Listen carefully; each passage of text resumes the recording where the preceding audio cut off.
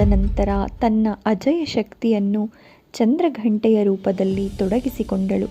ಈ ರೂಪದಲ್ಲಿ ಅವಳು ಬೆಳ್ಳಿ ಬಣ್ಣದ ವೇಷದಲ್ಲಿ ತನ್ನ ಮಾಂಡಲಿಕ ಶಕ್ತಿಯನ್ನು ಆಕರ್ಷಿಸುತ್ತಾಳೆ. ಅವಳ ಹೊತ್ತಿನಲ್ಲಿ ಚಂದ್ರಾಕಾರದ ಘಂಟೆಯಂತೆ ಮಿನುಗುತ್ತಿರುವ ಚಂದ್ರ ಧರಿಸಿದ.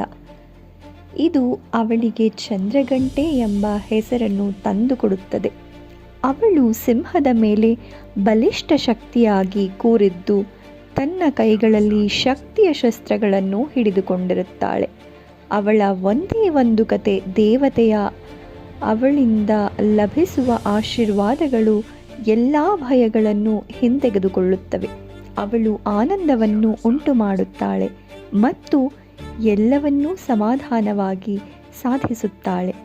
ಚಂದ್ರಘಂಟೆ ದೇವಿ ತನ್ನ ಶತ್ರುಗಳ ವಿರುದ್ಧ ಸೋಲಲು ಸಜ್ಜಾಗಿದ್ದಾಳೆ. ತನ್ನ ತೀವ್ರ ಶಕ್ತಿಯ ಮೂಲಕ ಅವಳು ರಾಕ್ಷಸರನ್ನು ಓಡಿಸುತ್ತಾಳೆ.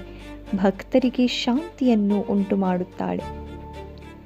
ಭಕ್ತರು ನವರಾತ್ರಿಯ 3ನೇ ದಿನದಂದು ದೇವಿಯನ್ನು ಪೂಜಿಸುತ್ತಾರೆ. ಅವಳಲ್ಲಿ ಶಕ್ತಿ, ಧೈರ್ಯ ಮತ್ತು ಸಮಾಧಾನವನ್ನು ಬೇಡುತ್ತಾರೆ.